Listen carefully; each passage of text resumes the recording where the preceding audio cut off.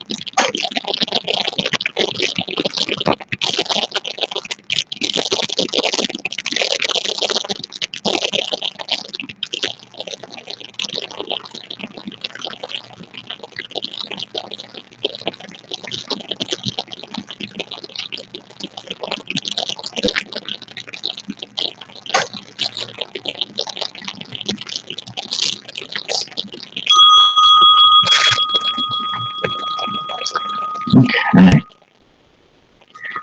I'm going to have to keep this brief.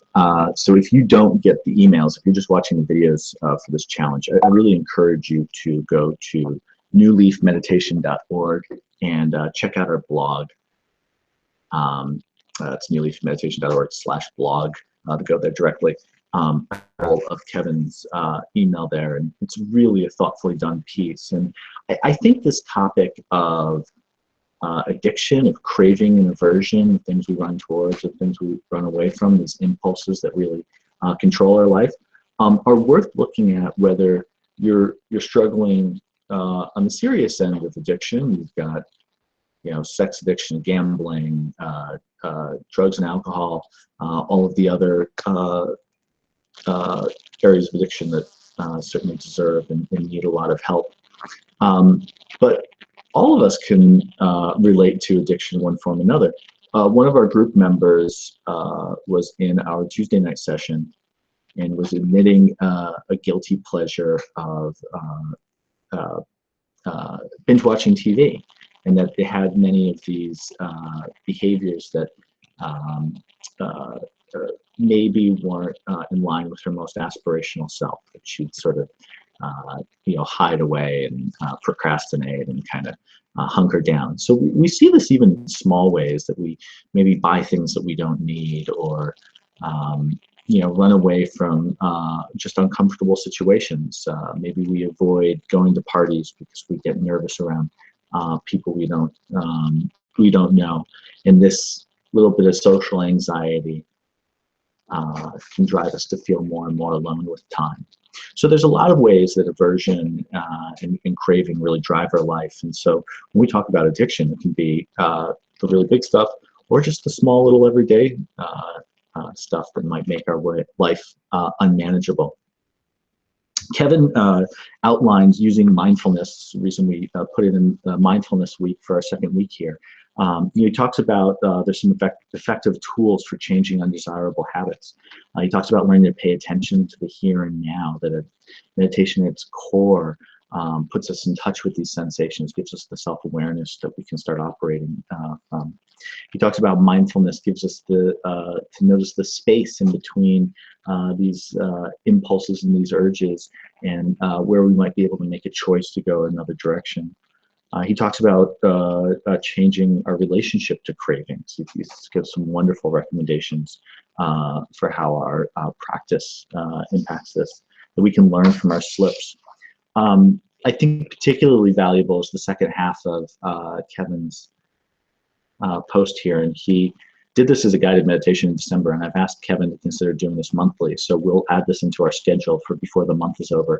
I'm going to guess probably not next week, but the week after, the 4th week of January, we'll schedule this. But Kevin outlines kind of a self-guided meditation for working with craving and aversion. He talks about centering yourself, practicing mindfulness for a couple minutes, getting in touch with the breath, and then introducing very gentle things that were, maybe it's our ice cream, something that we indulge in a little bit too much, but isn't the most serious craving in our life, and just sort of observing that sensation.